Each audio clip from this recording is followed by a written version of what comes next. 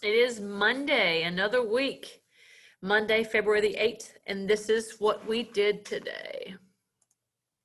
So for review, I've noticed that a lot of you guys are still missing a few questions about types of goals. So I want to make sure that I covered those again. Operational goals. That's things that, goals that help a business operate from day to day. So just think about the normal day-to-day operations of a business. These goals are set daily. Strategic goals are set by which level of management? Strategy. Think about the Super Bowl. Who comes up with a strategy of how they're going to win? The head coach. So strategic goals are set by top level management, the CEOs, the board of directors. Tactical goals are set by mid-level management, but how often? Think about military tactics. They look at the military and change their tactics, not necessarily daily, but maybe 3 or 4 times a year. So normally tactical goals are set, maybe quarterly, every 3 months. And then I also had the class to name some corporations that will use a divisional business structure. That will be companies like PepsiCo. They've got the different sodas. They have the different snacks that they make. Maybe a company like Nike that has different divisions in multiple countries. Let's see, what else was named? Oh, car manufacturing companies like General Motors, how they've got different brands of cars under General Motors. Yeah. Maybe a bank like Wells Fargo. They've got banks all over the world, and then they organize their bank by customer type, maybe a general client, small business client, or maybe a corporate client. And that's what we reviewed for today. New stuff. Today we talked about the matrix structure. So we had talked about the divisional structure and the functional structure. And now we're looking at the matrix structure. So a matrix structure just combines both the small business idea with one boss and then a few managers and then departments under them. But then they also combine the really big ideas with divisional and kind of put them all together into a matrix. So they combine both the functional and divisional structures. Now this can be tough. So let me give you guys an example. See these CTE teachers right here? Let me go ahead and write this other boss over here. So this other boss, his name is Chad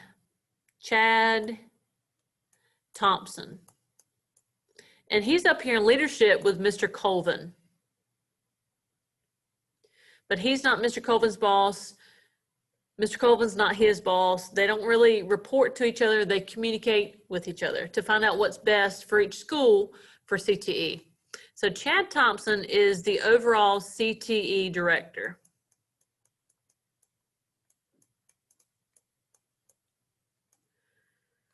So these CTE teachers right here, they report to Chad Thompson. They report to Damian Jeffers. They report to Miss Williams. They report to Miss Dawson. We report to Mr. Maynard. And we report to Mr. Colvin. Some of those C teachers also report to their department chairs. And depending on the club or organization, may have another regular ed teacher that they report to, like on prom committee.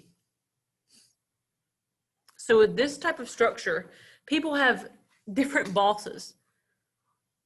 So authority goes up and down and across, left and right,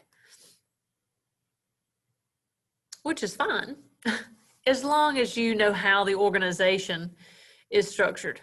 As long as you know who to report to, when, and why. Now, some advantages of a matrix structure. Of course, it's very flexible. And we're always communicating with all kinds of different departments. So it's, we work with teams all the time. We can take our resources and move them all around. So like the computers in my classroom, once they're old, which now they're pretty old, but they'll take those computers and they'll re-image them, and then we'll give them to one of the elementary schools in our county. So we can move resources around. Also, I could go teach at Northern. If there's a business position open at Northern, and let's say I move to that side of the county, then I could teach at Northern, no problem. Just request a transfer and then just start teaching over at Northern. We also get a lot of training with professional development. A lot of teachers know a lot of skills. Like for me, when I met on Zoom this weekend with my financial advisor, I'm already pretty much a master of Zoom. So I was able to conduct that meeting with my financial advisor and 2 other kids because I know how to operate that software. And also, we've got people, masters of their craft. So like me, I'm great with teaching business classes. I'm great with money, organization, computers, all types of technology, softwares. And it makes me feel good because people come to me because I'm good with that stuff. Other teachers, they say, look, Ms. McDonald, can you help me with this computer software? And it's nice. Disadvantages. Who's my boss? Who do I go to if I have this problem? If I have a question about equipment, so I'm right here. This is me. This is where I am. I'm a department chair, McDonald. If I have a question about equipment, I go to Mr. Jeffers. If I've got a question about testing, I go to Ms. Dawson. Question about buses or evaluations, I go to Ms. Williams. COVID stuff, some testing stuff like ACT, SAT, discipline, I go to Mr. Maynard. School questions, problem with a parent, problem with a certain kid, sometimes to Mr. Colvin. Yeah. So that can be confusing if you don't know who to go to. Also, right here along this line of managers, there can be a power struggle. Ms. Williams is in charge of buses. So she didn't like doing buses, but she likes being in control of testing, which is what Ms. Dawson likes to do. Her and Ms. Dawson can have a little power struggle of who wants to do what. Because, they don't report to each other. They're not each other's bosses. They're in the same line of authority. But they can cause some dissension there. And think about this. Cost. Just our electricity bill every month is about $25,000. Mr. Colvin makes over 100,000. Ms. Williams probably makes, I'd say Ms. Williams probably makes 80. I'd say all of these assistant principals make 80. Damian Jeffers, I don't know, maybe 35,000. All of your department chairs, probably 40,000. All your CTE teachers, probably, now I'm just doing on average, I say maybe 36. All regular ed teachers probably average 38. That's a lot of money for one school.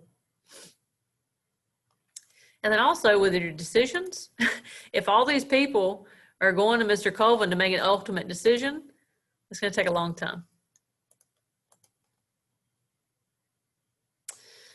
All right, and then span of control. This director's span of control is 3 because he has 3 people or she has 3 people under them. That's all span of control is. It's just how many people are supervised by one person.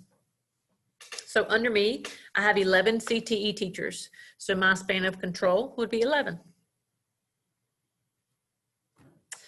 And then the difference between a flat organization versus a tall organization. So a flat organization, you can see here, you've got a manager and then they've got maybe 20 employees under them. That's a flat organization. That's great for small businesses. Now, tall organization, that's good for a large corporation like Nike, because you got a CEO, you got the board of directors up here, and then you got your different departments that specialize, and then under those departments you have managers and then captains and then etc. So tall, that's great for large organizations. All right, so flat, there's very few middle managers, if any, and great for small businesses. Everybody reports to the owner. Tall organizations, you got a lot of managers in there. This is great for larger companies, like a divisional structure. And that's what we cover for today. We also worked on see if I can get in here.